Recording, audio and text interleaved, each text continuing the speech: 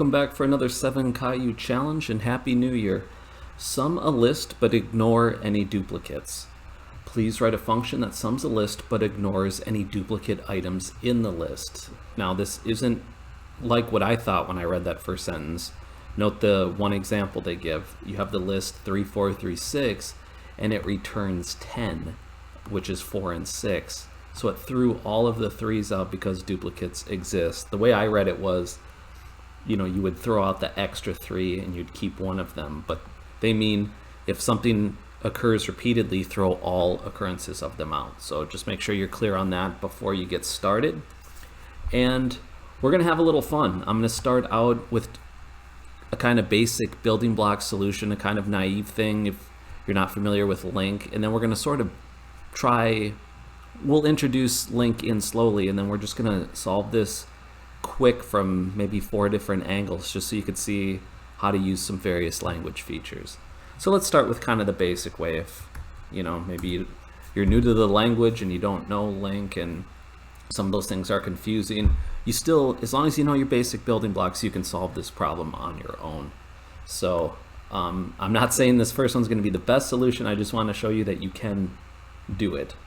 So for my strategy then, in this really simplified, naive example, is going to be to sort of make a list of the values that occur multiple times, with the idea being then that I'll go over the collection and I'll skip over those ones that appear more than once. I'll make a little sum counter, an integer, and we'll just keep adding to it when we encounter the valid values, something like that.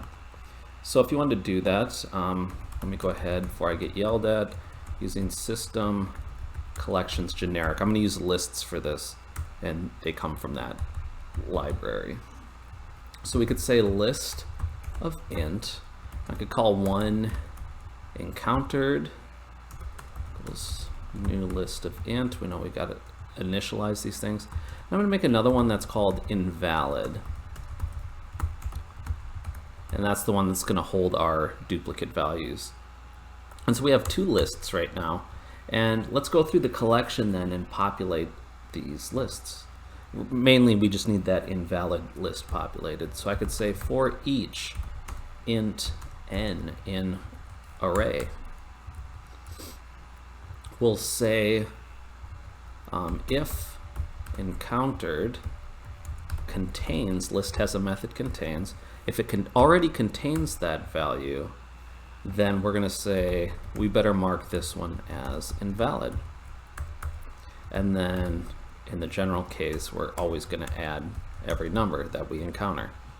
That's all encounter does. It's just showing where we're at as we step through and look at all the values in array. So by the time this loop is done, as you can imagine, we have the list of invalid values. So with that information, we can go through and add only the ones that we want. So we can set up that integer variable. I'll call it sum. We'll initialize to 0, right? When we're adding, that's appropriate. And then I could say for each int n in array, if we want to see if it's contained in invalid, right? So if invalid contains n, that's bad, right? So we only want to add it if it doesn't. Remember, the exclamation mark is sort of that negation operator. It does the opposite. So it reads like, if invalid does not contain n, then we'll say sum plus equals n, our running total. And then this will naturally skip the invalid values when it does contain. It'll be true, and it will skip this addition. So hopefully you can see by the end of this for each loop, sum includes the addition of just the numbers that we want, and you should be able to return sum at that point. Again, not the greatest solution, but let's just step through this. Let's play around, have some fun here. We hit the test. All right, good. So that was one way you could have gone about doing this. Now we'll just look at some other language features and see what else we can do. I'm going to go ahead and bring in the system LINQ namespace so I can start leveraging that. using system LINQ. Okay, so then once we had the invalid values, we could have done something different instead of this second part here. And this might be good exposure for you. I don't know if we've looked at this method in the series yet. Let's go to the one I'm looking for is except. Remember, these are all under enumerable expand methods. So if you search for C# enumerable methods, or just probably C# enumerable, you should land here, and then you can start reading through all these. I'm at except. And if you read, it produces the set difference of two sequences. That sounds really good for our purposes, right? Because you could think of my lists sort of like sets. Grant me the loose language here. I know the lists are not sets. There are important differences between lists and sets, namely that lists can contain multiple values. But I'm just speaking generally here. But the idea is that consider this is a set. It's basically the same as the array by the time we're done. And invalid is another set. And so if you think about what the difference between those two would be, it would be all of the values minus the invalid ones, which would equal the valid values, right? So that's pretty cool. We could use something like that. So we could say return encountered, or you could use array here, ARR, you know, it doesn't really matter. We could say except our second collection, the one we want subtracted out, the values we want subtracted out from encountered, right? It reads pretty well, encountered except the invalid values. And so imagine this will produce some collection as well, that set difference. And then we know, or you should know probably by now, that we have this sum where we can just add up all those values. So I expect this to do the same thing. Good. So you could have, you know, that's a little bit nicer looking, you know, it's still doing work under the hood, but that's probably better than this. So if you want to read more about enumerable except, feel free. I suppose we don't need to go over the example since I kind of gave you one, but they're here if you want to look at that. So good. We clean this up a little bit. Go ahead and get rid of that. Now let's look at another way of doing it, but just for learning purposes, right? We'll use a dictionary instead of the lists we used before. And we probably haven't talked about dictionaries a lot in the 7 Caillou series, but they're a very nice collection. You can think of them like, you know that word in English, a dictionary, right? Maps English words or whatever language you're working with to their definitions. And in most dictionaries, I know it's more than a definition. They give you the word history, how to pronounce it. So if you want to just say it's a bunch of data associated with the word.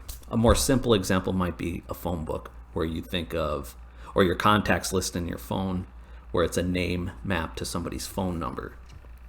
So the dictionary is really nice. It only stores an entry for each key one time. So in our case, we're working with integers. When we make a dictionary and add an integer to it, you can only do that once. So you have to be careful there. A nice thing with dictionaries is that they have really fast lookup times. There's some magic that happens under the hood where they're able to sort of convert your key into a numeric value and use that value for indexing into the collection. You don't need to know about all that. I just like to kind of sprinkle this stuff out there, let it seep in over time. You don't need to know how dictionaries work to leverage them and do good work with them. So let's do that. Let's make a dictionary. We'll say dictionary, and ours will be int to int, and I'll call it key counts. It's just going to be, let me get this typed out here, new dictionary, int. These types should match. And A lot of times if it's not clear what these generic values map to, I'll leave a comment to note that so you could think of it. I don't know what else to call it besides key. It's just each element in the array has some integer value. And then it's mapped to number of occurrences in array, right? So if we had the instructions, let's go back. If we did one here, it would be, we'd get one entry for the number 3 associated with the value 2 because it happens 2 times. We'd get a key of 4 with a value of 1, and we'd get a key of 6 with a value of 1. And so that's how the dictionary works. It won't put 2, 3 entries in there. It's going to be 1, and we're going to increment it when we encounter another one. So that's how you set up the dictionary. And then same kind of idea, we're going to go over the array again, and we're going to populate our dictionary as necessary. So we'll say for each, again, you could use a regular for loop if you wanted. I don't need it. Int n in array. And so we'll say if key counts, dictionaries have this, instead of contains, it's contains key, if you want to look for the key. And we'll see if it already is contained in that dictionary. We shouldn't add it if it is already contained. We're going to get yelled at for that. So in that case, I'll just say key counts n. I'm saying just to increment the value associated with it. And so the other case would be that it doesn't yet contain the key, and we can add it safely. So key counts, add, and then I'll say n and 1, right? This means it's the first time we encountered this integer value, and so I'm adding it and 1 because we've seen it one time. And then imagine as we hit a duplicate, it'll come in and it'll say, oh yeah, I already have that entry. So instead of the original 1 value you put in, just bump it up to 2. And if you hit it again, it's going to bump it up to 3, 4, etc. So that should load up our dictionary for us.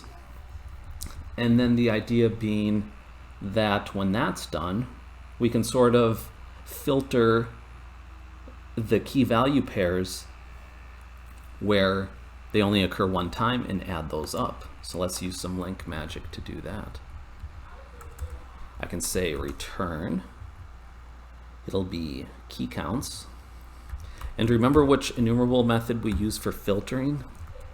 Where, right? This will filter out the ones that we don't want. So how do we get just the ones we want? Well, I should have also mentioned, if I didn't, that dictionaries contain key value pairs. So I've kind of said that in a roundabout way, but this would be the key, this would be the value, and that's the items, the sort of type that they are. So what I'll do is for my lambda here, where we filter, I like to use KVP for key value pairs, just a nice shorthand that's clear to me to remember. And so with these I can say, give me the key value pairs where the key value pair value, note that the key you access this way, the value you access this way. And I want it where the value equals 1. So over here we would have had 3 mapped to 2, and it would just be filtered out. It wouldn't meet this criteria.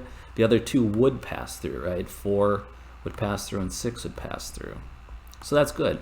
At this point then, I'm left with another collection. It's a bunch of key value pairs, but just the ones I want. So I still have the job of summing. Now watch what happens. If I just try to return the sum, these aren't integers, so I think we're going to get yelled at here. But you may have tried that if you were doing this on your own and hit this. See how it's an I enumerable of key value pair into int? So I was trying to tell you that's the type here, this key value pair. It does not contain a definition for sum. So, and that makes sense, right? Like, how can the computer know how you necessarily want to add these things up? So we just got to tell it how to do it. So remember, we're still working with key value pairs, and we're going to say, all right, yeah, doesn't really make sense to add. You know what I mean? It's like if I told you add the values in your phone book, you know, you'd be like, what are you talking about? I don't understand what you're asking me to do. So it's kind of the same thing for the computer. It doesn't really make sense. They're telling you to make it make sense. So we're going to say, okay, yeah, it's the key that we want, that 4 and the 6 here. So that's how you specify that. You can get away with just sum, right, when your collection, if we called it on array, which just contains integers, that's a built-in type. The computer already knows how to deal with that. So, but since it's not that simple type, we have to specify that. So let's try something like this. Good, I'll hit the attempt. Good. And so yeah, maybe you would agree that this is a little bit better way, cleaner way of solving the problem. But I have more. It gets better than this. You may have also noticed that with the enumerable methods, if you've ever spent some time scrolling through these, you'll notice, oh, look at this. We have this toDictionary option.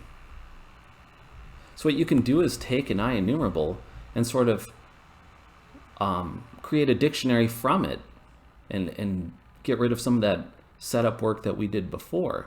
Creates a dictionary key value from an IEnumerable T. So let's do something like that. We can make this even simpler. What if we did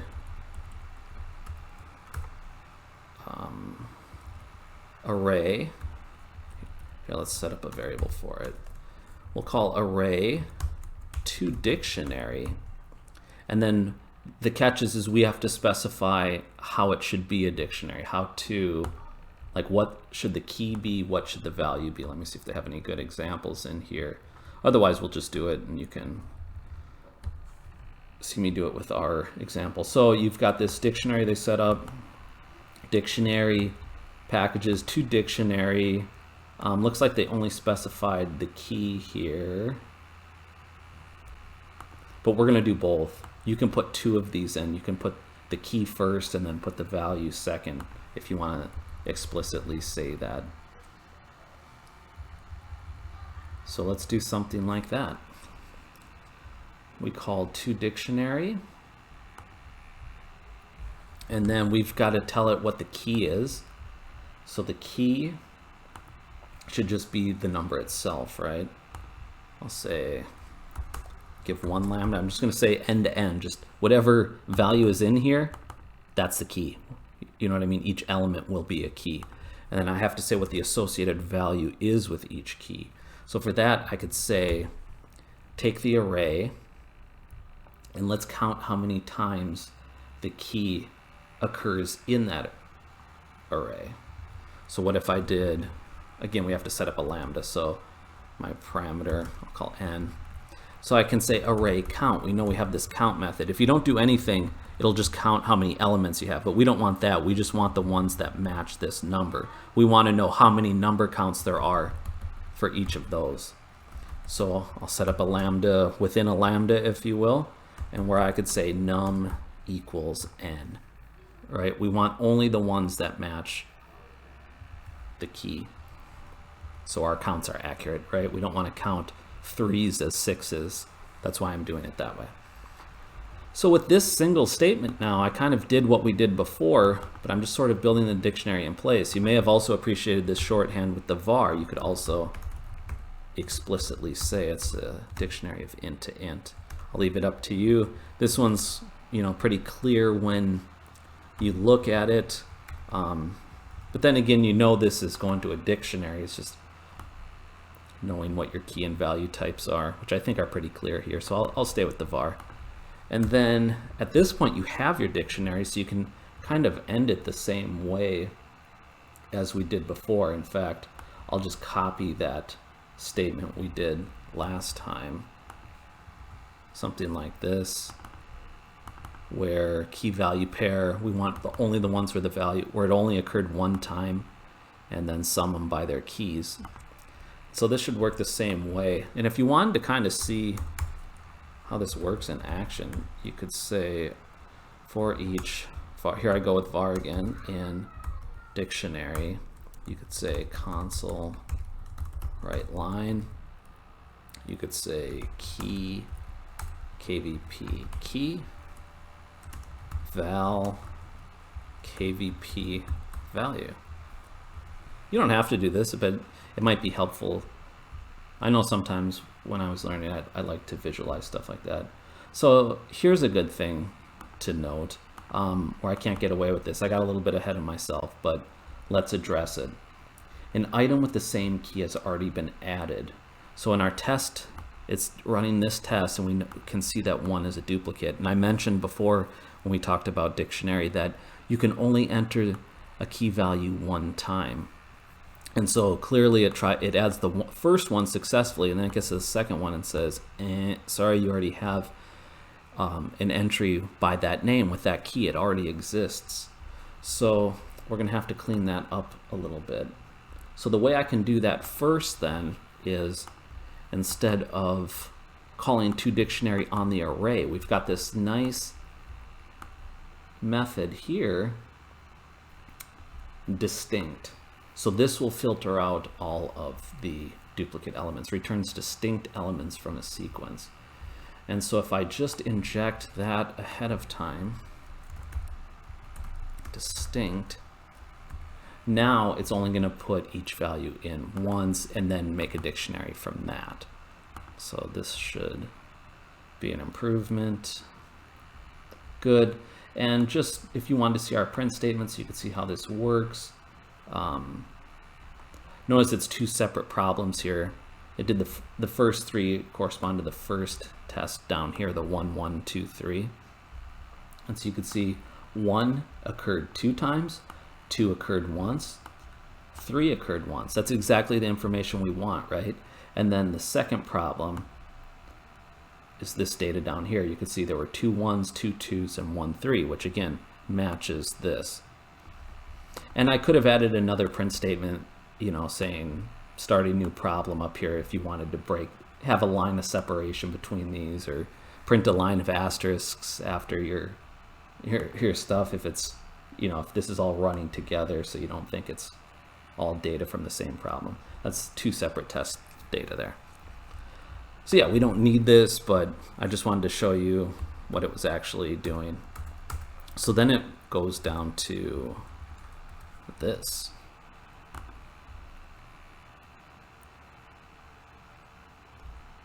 And if you want to be one of the real hipsters on Code Wars, probably even do this. It's getting a little excessive. So you can get that one liner that you wanted, you know.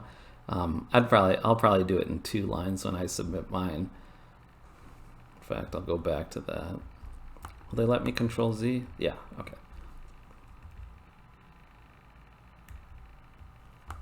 And let me show you one final way, another way you could have thought about doing this. I like the exposure here. So I'll probably save this. I think we'll see which one I use. But you could also use some other LINQ methods, namely the group by method. I'm not sure if we've done that in the 7 Caillou series. If not, what better time to learn? So let's say return array. We're going to use the group by method.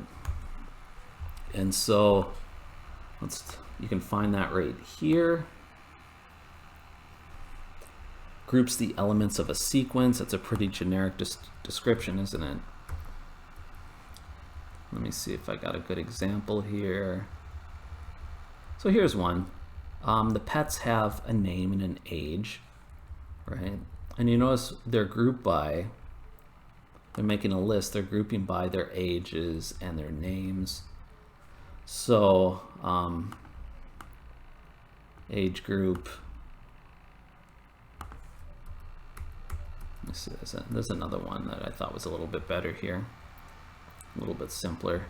I think this one's a little bit simpler. You got same deal, you got pets, they have a name and an age. Your in this case they got a query here that they're setting up with group by. It's taking the age and the name. And so you can see these categories, right? So it's got, found a pet that was 8 years old, listed it there. There were 2 of them that were 4 years old. So it lists those, and 1 that was 1 year old. And so you could think of these though as this is one element, this is one element, and this is one element. So with group by, you get a collection back like we typically do with these enumerable methods, but each element is actually a group.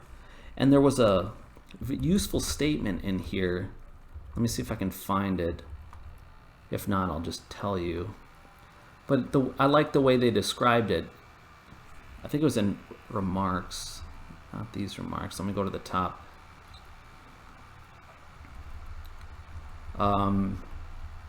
It basically told you that you can think of this as it just returns an IEnumerable collection, with the difference being that it has this key property. And so the type is this I grouping, and it should have a key.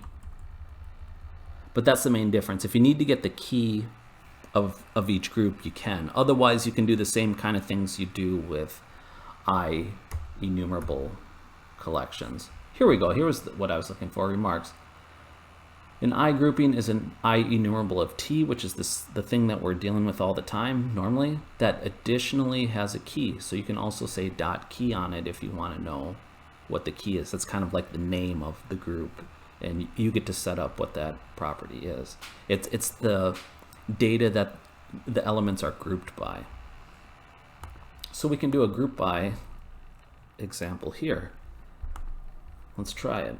And so I want to group them by the numbers themselves. So the lambda statement's very easy, right? I'm saying, all right, give me back another collection, this time where each element is possibly a group, and the groups are going to be set by the numbers themselves. So back here, we'd have one group with 2 3s, we'd have one group with 1 4, and one group with 1 6. And so that's what we get with the group by. And then we can do the same kind of thing where we filter these out, where I can say, I don't want the duplicates, right? So I'll use my filter again. And I'll call my parameter group this time. You can name it something meaningful.